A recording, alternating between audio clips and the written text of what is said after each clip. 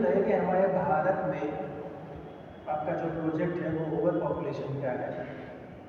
भारत में बढ़ती हुई जनसंख्या के कारण क्या है? शिक्षा की शिक्षा सबसे बड़ा कारण है। Lacks- सही से शिक्षा नहीं मिल पा रही है। Lakhs of education. और क्या हो सकता है? बढ़ती हुई जनसंख्या देखिए एक बहुत बड़ा रीज़न है एजुकेशन, और इसी से वो घर पे बैठते हैं जो लोग, और बेरोजगारी भी आती है। जब लोग बढ़ रहे हैं, बेवजह घर में बैठ रहे हैं, उन्हें कहीं पर भी नौकरी नहीं मिल रही है, तो लोग वहाँ से भी वो जनसंख्या बढ़ रही है, और बेरोजगारी भी बहुत बड़ा रीज़न हो रहा है। अच्छा, एक आपका हो गया लैक्स ऑफ एजुकेशन है, शिक्षा की कमी है जिससे जनसंख्या बढ़ रही है। दूसरा आपका जो है बेरोजगारी है, अनएम्प्लॉयमेंट हो गया जिसके कारण आपकी जनसंख्या बढ़ रही है। इसके अलावा और क्या रीजन हो सकते हैं? हम अब इस समय चाइना को भी पीछे छोड़ करके अब हम पहले नंबर पे पहले पायदान पर भारत की जनसंख्या पहुँच रही है।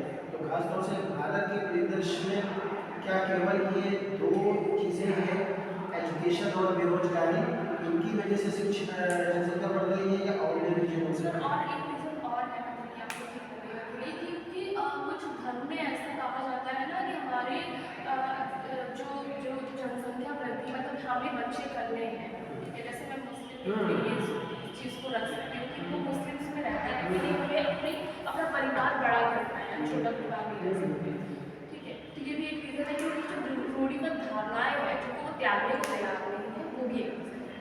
क्या आप ये मानते हैं कि जनसंख्या वृद्धि में एक कहावत आती है, लोग अमूमन मानते हैं कि जितने हाथ उतनी इनकम, ये सेंटेंस कहाँ तक जनसंख्या वृद्धि में सहायक है या ये? सर देखिए ये बात तो मैं ये कह सकती हूँ कि जितने हाथ उतनी इनकम। अब आप हैं, अगर आपके घर में भाई बहन बहुत है और आप एक ऐसी फैमिली से बिलोंग करते हैं जहाँ पर इनकम के बहुत अच्छी सोर्स नहीं है, तो नो डाउट आप कमाएंगे, ठीक है। आप थोड़ा भी कमा के लाएंगे, आप अपना पेट तो पालेंगे ही पालेंगे।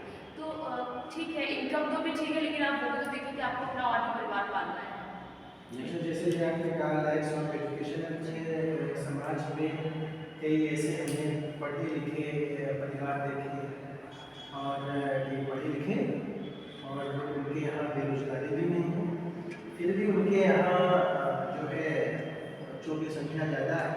तो ये चीज़ें तो वहाँ पे बिल्कुल अपोजिट हमको नज़र आ रही सर है। अब किसी का माइंड सेट हो सकता है, वो बच्चे करेंगे तो हम भी नहीं कर सकते, उन्हें समाज को तो देखना चाहिए। अब लोग पर्सनली किसी एक परिवार को रोक भी नहीं सकते ना। अच्छा, इससे समस्याएं कौन कौन सी आ रही है जनसंख्या से हमारे देश में?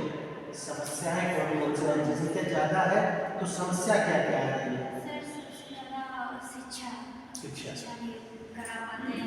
अगर परिवार बड़ा है, बच्चे दो है, तो एक अच्छी शिक्षा नहीं दे पाते, अच्छे कॉलेज में नहीं भेज पाते हैं। तो शिक्षा और अब तो सरकार ने मुफ्त शिक्षा का जो है अभियान चला रखा है। 6 से 40 ईयर्स के जो बच्चे हैं उनको तो मुफ्त शिक्षा भी दी जा रही है। और सर बेरोजगारी, रोजगार नहीं मिलते हैं, जनसंख्या बढ़ती जा रही है, इस वजह से रोजगार नहीं मिलता है।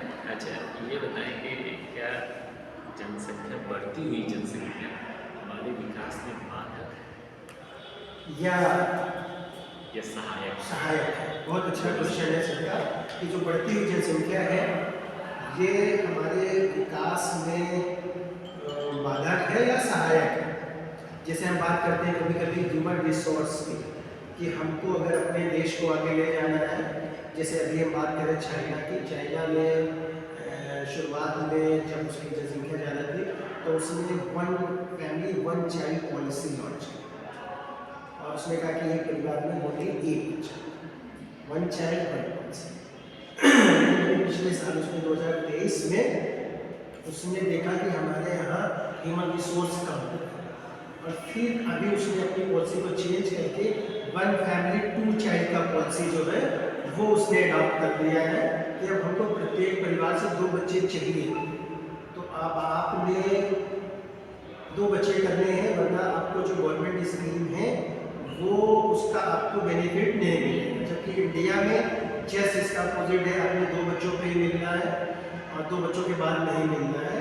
ये बीच में एक पॉलिसीज आई थी और लेकिन चाइना ने अब क्या किया है कि वो अपने देश की जनसंख्या बढ़ाना चाहता है क्यों? क्योंकि उसके बाद ह्यूमन रिसोर्स कम हो रहा है। तो सर का वही क्वेश्चन है कि जो पॉपुलेशन है ये हमारे कंट्रीज़ के डेवलपमेंट में या किसी भी कंट्रीज़ के डेवलपमेंट में ये बाधक है या सहायक है? ह्यूमन रिसोर्स आप कहाँ से लेते हैं? देखिए सर, अब तो हर चीज़ें सही रहती हैं। अगर जो जनसंख्या है हमारी वो हमारी उस लाइन को क्रॉस नहीं करती है तब तो हमारे लिए अच्छा है। क्योंकि अगर आप ये सोचिए कि अगर 10 बच्चे हैं और 10 में तो हम ये नहीं कहते कि 10 बहुत ब्रिलियंट होंगे, लेकिन 4 तो होंगे ही ना। बाकी हम यूजलेस भी नहीं कह सकते उनको, क्योंकि भले ही वो चार साइंटिस्ट हैं, बाकी के जो 6 बच रहे हैं वो साइंटिस्ट हैं, लेकिन कुछ ना कुछ तो करेंगे, कहीं ना कहीं तो उनका भी योगदान रहेगा हमारे जो भी हम बढ़ रहे हैं, तरक्की कर रहे हैं उसमें।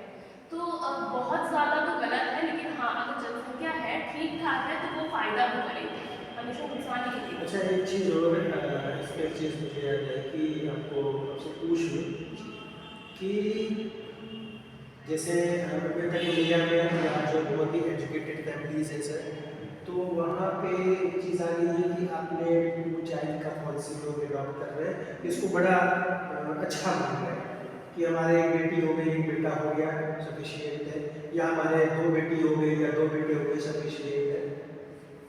तो अभी क्या है कि अगर हम देखें तो कभी कभी ऐसा देखने में आता है और इसके